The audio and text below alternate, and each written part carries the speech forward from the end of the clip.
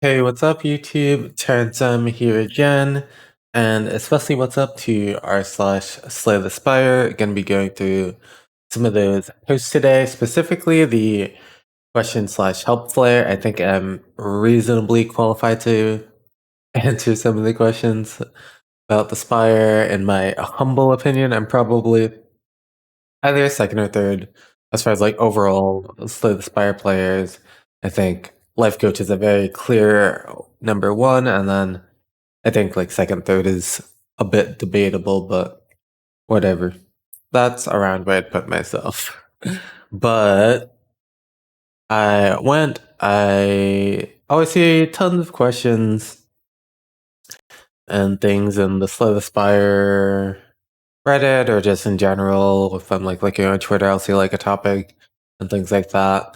But I don't think that like text is always like the greatest way to like try and communicate these things or opinions, and especially Twitter is not a great format.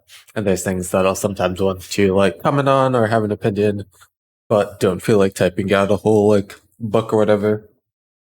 I think video is a pretty good format to do this. So yeah, I kind of just scrolled through a bit of some of the questions. I did pick out some threads because there was a lot of questions that were a little bit too general or were just like general questions about the game itself, like about how some things function, which I don't think are like great questions or topics for me to talk about in this video. But the first couple are some Watcher questions. Watcher is a character we haven't covered on the channel very much recently because I've been doing a whole bunch of it's like 50 or 100 whatever game sample sizes and haven't played Watcher in a little while. Well, let's see, Chrono Fury, what's their question about the Watcher? That they completely suck on the Watcher. They are new to the game, been playing for only a couple of days.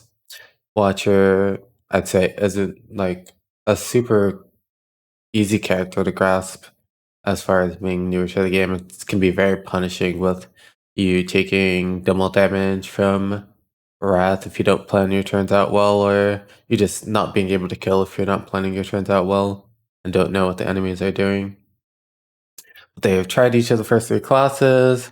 They've had some success with Defect on Thunderstrike. I think that's pretty impressive to have success with Thunderstrike on Defect. I think Thunderstrike competes for one of the worst cards in the game, probably. They decided to give Watcher a few runs and just can't find their groove with it from the short time with her so far. Their understanding is that they need to switch to Calm first, then buy time and retain cards until they find an opening to switch to Wrath and Unleash Hell. Then try to switch back if you don't end the battle quickly. Hoping that's right. Getting overwhelmed by sheer number of cards to draw each turn and just can't seem to formulate a decent strategy. Cards, is there a guide or anything that breaks Watcher class down that's beginner friendly? Just want basic understandings first, as I'm still learning all the different mechanics of the game. This is actually a topic that I have like started trying to work on. Like I have that series with the tier list for the different characters that show you guys the best like common and uncommon cards to pick for Act 1, as well as I have some pathing videos that I have recorded for each of the characters just to give you a couple of examples of paths and things that you look for while pathing. Those are very important for like the foundation of your run and getting ahead and snowballing it into the very dangerous Act 2.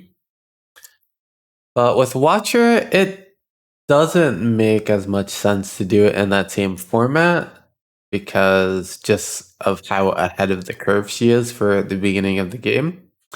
Watcher, I think a general misconception and a misconception that I did have myself for sure, and a life coach really helps like show us to the light as far as Watcher, is that she is kind of just a pure glass cannon where you want to be removing defense for pretty good portion of the early game instead of strikes because the strikes are getting like benefit from you going into wrath, but the defense aren't really. And you just kind of want to kill, like for Watcher, your best defense is a good offense. You want to kill them before they're able to deal damage to you and be able to do that consistently. Let's see. But yeah, I think they're like trying to buy their time. Watcher kind of your goal is to kill within like the first 3 turns for most enemies. Even I think a good one for that is I played a collector fight really slow before watching Life Coach for a bit, and I was like, "Oh, collector's a little bit scary. You have to like try and deal with like the weak and being vulnerable, and she's dealing a bunch of damage. It can be very scary. You can like kind of deal with the ads with like bowling bash and stuff."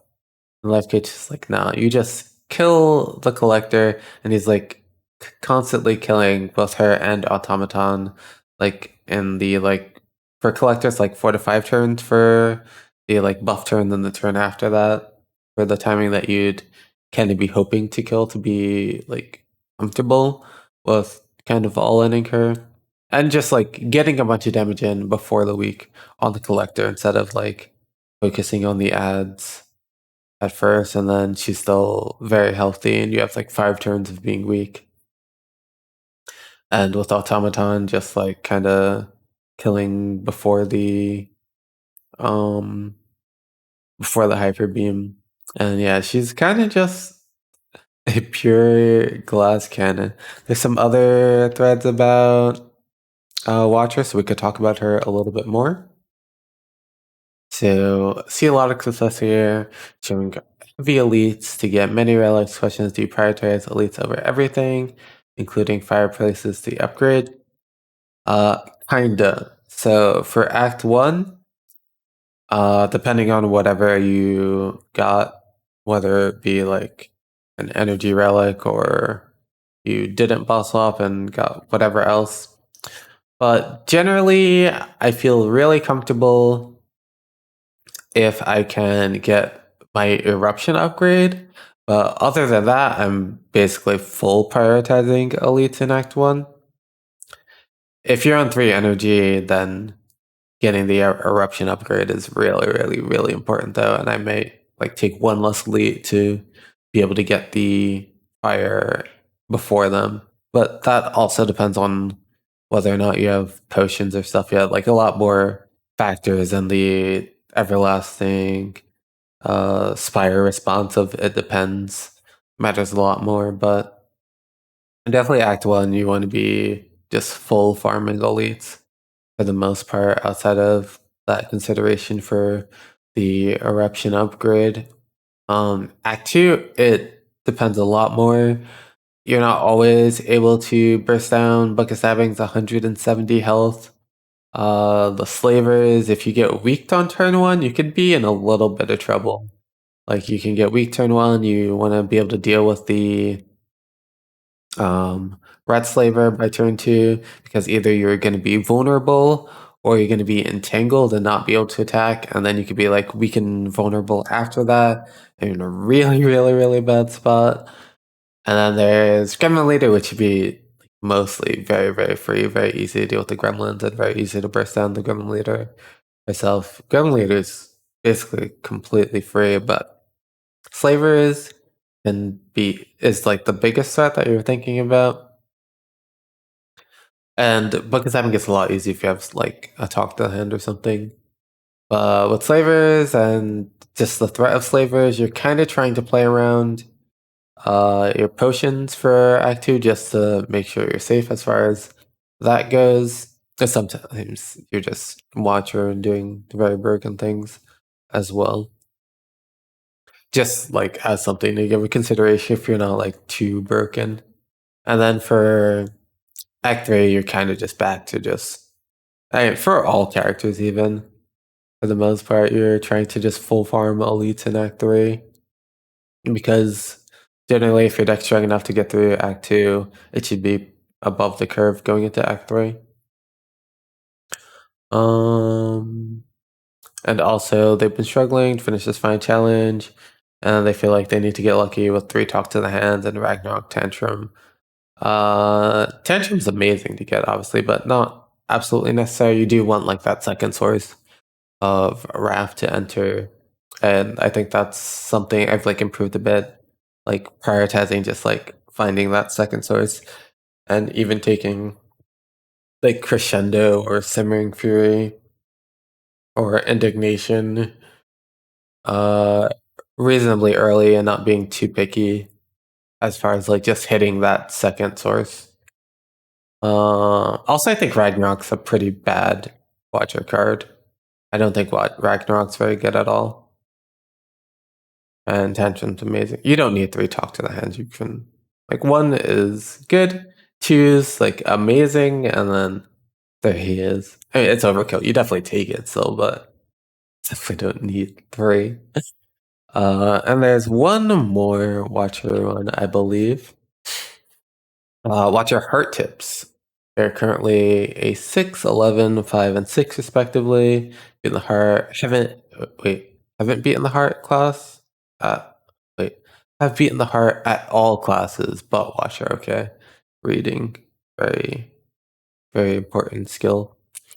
Something they seem to be lacking from a build. Tried a couple ideas, pressure points, some stance builds, divinity builds. Pressure points and divinity are both considered generally very weak for the Watcher. Unfortunately, they run out of HP for scale damage to a decent level, or just straight up can't block. Any tips on how I should approach building my deck? Are there any cards that really help versus the heart that I should watch out for? Thanks. So when you're going into the heart, especially on Watcher, there's I think 5 ways to block. 5 like main ways. The first very, very obvious one is you're blocking through Talk to the Hand is your main source of block. Second, I'd say is there's like Mental Fortress and a little bit of stance swapping. Third is probably just apparitions and you're killing very quick and you just have it supported by a little bit else, whatever. Spirit Shield can be a very good source of block with like Pyramid and Snecko. That can be one of the big ones to help you get through those big turns. Dexterity is a big one, whether it be like through Kunai or it was Duality. I think that might still be the name, but where you get like 1 dexterity for each. That and like a halt. Halt can be a very big block, like 18 block for 0 when upgraded while you're in round is huge, and Wallop is another one of the big ones where you like go in Wrath, Wallop, and then switch out. And then that's blocking for like 24 plus while upgraded.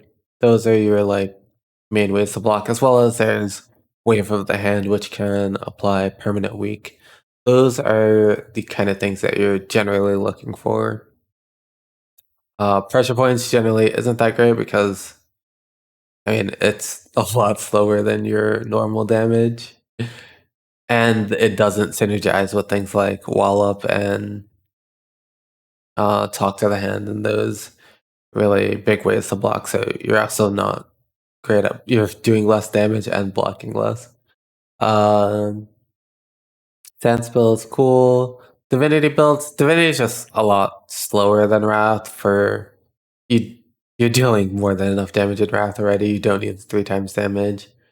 And there's like cards like Worship that's very, very slow, and Prostrate, which is okay. It's a 0 energy block, but it's like it's a lot slower and not really fitting that like the glass cannon strength that Watcher has. I think that about does it for the Watcher ones that I picked out. Oh no, there is one more. Oh, I picked this one out because at first I was like, these that like going back to like one of the first ones where there's this person that says they often build a deck that wins before they can take much damage, which goes with what I was saying before. You're like trying to like be glass cannony, but they're having the same problem where the thing that you have to solve for Watcher is the heart, and all those block solutions that I just mentioned is what you should be trying to look for. All right, so a non-watch related question, an ironclad question. How to use corruption effectively. Basically a new player here, Ascension 10 on the ironclad, just 1 on the others, but I've never been able to use corruption effectively or have been too unsure when it would actually be good. What are some situations or a good deck build in which you can use this? For the most part, obviously it would be better with a dead branch, but in general, I can't work it. Oh, man, sorry about that. I was getting a call. Not sure if you guys could hear it through the RTX voice thing. But yeah, just gone through reading this. So using corruption effectively on the ironclad. You're kind of just using it as like an energy source, but obviously there is somewhat of a like you're put on somewhat of a clock because eventually all your skills will be gone. So what do you do about that? You either want it to be like so overwhelmingly strong, or you have like a barricade and like feel no pains, and you're just stacking up so much block that after you've played all the skills in your deck, you just have enough block to last you the entire fight, and you have like body slam or whatever. But you can use it without things like that, where you're just using it as an energy relic, and you have a deck that can kill fairly quickly, and you just have get enough damage, and you're able to put all your energy into damage, and then just use whatever other block and just block for each turn with the corruption itself. And those are just the main 2 things. It's really not a super complicated thing to use. You just kind of gradually use all your skills, and you just have to make sure that you're like drafting enough damage to like end the fight. You can't just like corruption and then you're not really doing that much damage. You ran out of skills and you haven't saved that much block, that you haven't done that much damage. You have to be like very proactive while using the corruption and making use out of all that energy that you're gaining from not having to spend energy on skills. Pretty simple. Let's see. Struggling to progress past Ascension 6/5. Um, Firstly, love this game, but about 180 hours into it. Cool. Currently at A6, Ironclad Silent, and Ascension 5 on defect. Seem to have hit a block. Just can't seem to get a run together. Further than Act 2, and it's getting a bit old now. Does anyone have any advice about approaching the game differently? So, of course, I have the advice that I give as far as the pathing in Act 1, as well as the Act 1 card tier list slash guide things, where it's like letting you know which cards to pick to try and get those elites and snowball the run. Act 2 is where a lot of the it depends stuff comes into place. I mentioned earlier how you're trying to plan your Act 2 elites around your potions. It's very important. Like Slaver is a very dangerous fight.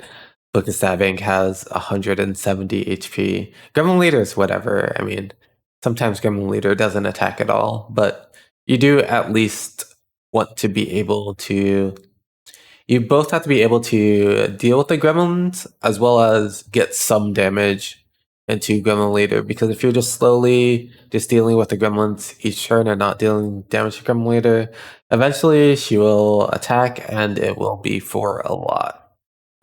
She scales by like 15 extra damage each time she buffs, so you don't have infinite time against her, but sometimes she just doesn't attack at all. It's whatever. Act 2 hallway fights are very dangerous. They deal a lot of damage. They all deal 20, 25, between like 20 and 30 damage very, very consistently. So you kind of are avoiding hallway fights. You don't want to deal a bunch of those. The Act 2 question marks are very, very strong. Definitely something to look for. An important thing in Act 2 as well is the Act 2 boss. I do happen to have a streak of rounds where I went 280 rounds without dying to an Act 2 boss, which is really, really cool. I don't think that'll ever really happen again for me. It could, but I'm not really actively keeping track of it either. But it seems like such a ridiculous number for how dangerous they can be. But you kind of just have to prepare for them, even if it's not in the most like conventional ways. Like say you have a defect deck that blocks very well.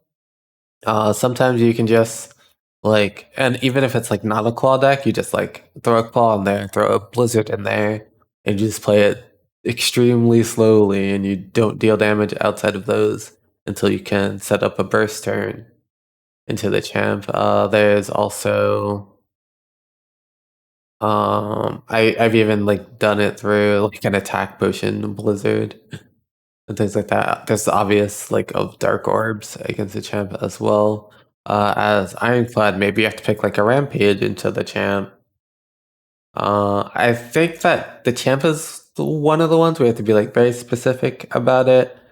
I think Automaton and Collector being able to like block and survive the like either the hyper beam or Collector's attack once you're vulnerable is not something that you like. It's something that you're preparing for anyway, just going into laters, but you just have to have decent block or kill fast enough.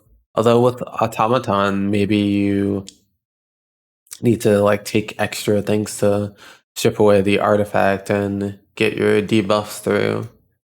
Make decisions like that. There's what can like Silent do for scaling for champ? I don't know. Whatever. Maybe you need to like have like a specific potion that you're saving for the boss, or just you kind of should have the like in Act 1 you kind of have the elites more of a consideration, and then the Act 1 boss is a bit more of like behind like that you're thinking of, but you kind of should have the Act 2 boss in mind for all of Act 2 going into it.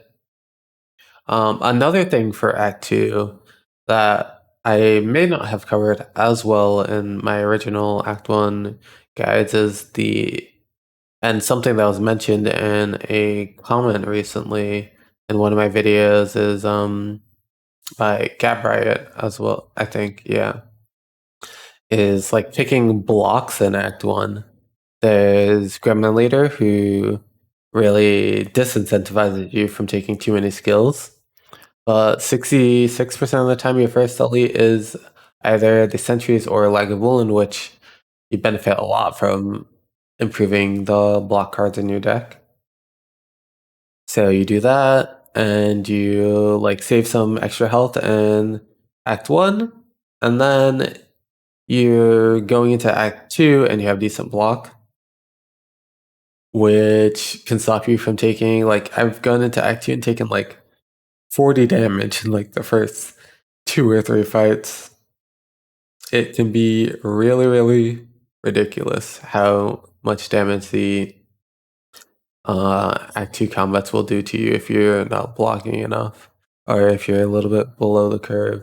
To try and avoid like either not taking enough block in Act 1 as well as not taking. Another concept is like you only want to take as much damage as you need, so as you get better at recognizing what the enemies are doing and how many damage cards you have to take, you'll also have like a better block density and do better in the Act 2 hallways. What else we got? 5 days a better place to post this, but a question for the community: what's the best option to pick at the start? Hate giving up my initial artifact, relic, I guess. It feels integral to each of the characters.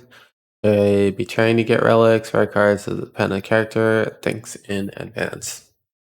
There's actually another video that I am planning on doing, and I kind of showed you guys a little bit before. I guess I can just straight up tell you that 250 gold is probably the best option. You like have a lot more choice in what you're getting out of it. Of course, you want like an earlier shop for it to be like the best option. But yeah, that is the best one. Obviously, there's other good things, common relic, choosing a rare card, not random ones. And I did kind of let you guys know what all the ones that I don't think are the top 16 ones to choose in that other video, specifically for the defect though. But if you do want to know more about this, you can always subscribe, help me hit my subscribe goals, tell your friends. I'll be releasing the Silent Act 1 guide / tier list, 1,000 subs, and then after that, I'll be setting another like breakpoint / goal to make a Meow Blessing guide.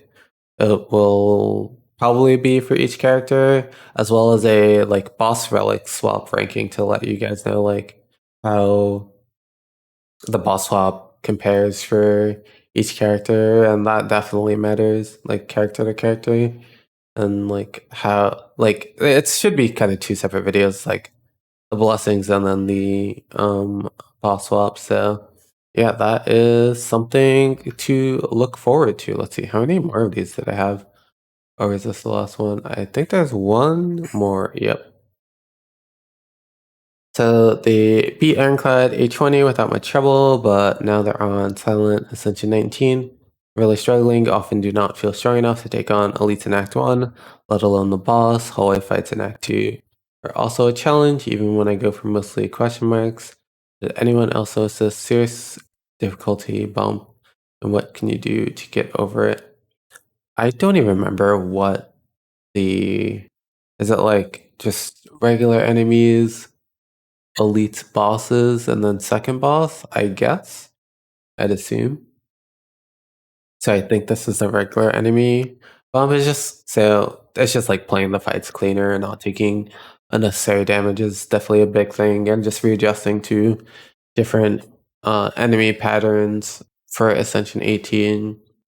But it's kind of a myth that Silent can't like try and maximize elites the same as other characters. Like I do very commonly want to be going for like 3 to 4 elites on all characters, not even just Watcher. It's just your approach to it. Obviously, you get a lot more help with this again if you help me hit that subscribe to goal, and I can make that, or I can release the silent video and tier list for you guys. I do have the tier list made already, but some tips for the silent is that like the poison stuff, it really isn't even that good as far as you completing elites and stuff. I think the biggest benefits to the poison cards is like Hexaghost and um it's Hexaghost and Lagavulin. Maybe you do need to just like take a deadly poison or something or whatever to deal with Lagavulin, but definitely should be prioritizing the zero cost attacks. Slice, Backstab, Endless Agony are all really, really good for your early game and will help you out a ton. Act 2 hallway fights, I mean, take more piercing wells um once you've solved like Act 1.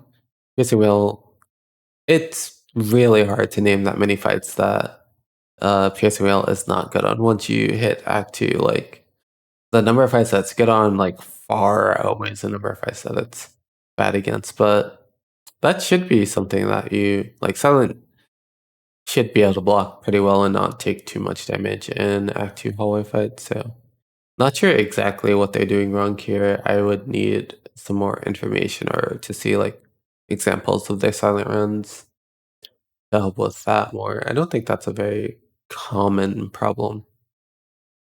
But yeah, that's gonna do it for this video. That's all that that's all I saw to pick out. There are a lot that were like way too general, kind of like the question as far as like act too whole if I don't like have an example or if it's not like a more specific and it's just a general question, it's hard for me to help with. Hope you guys enjoyed this. You can ask me your own questions in the comments that I haven't like covered in another video already. You can also just like make post some comments on the slaythespire Reddit yourself, and maybe I'll see it in one of these videos. I think this is what these went about 15 days as far as the questions and stuff. There are some other ones that I like thought about doing, and like that I got the video from doing before, like specifically like a defect one. I just didn't actually get around to it from a while ago. But I did actually like comment in those threads a little bit.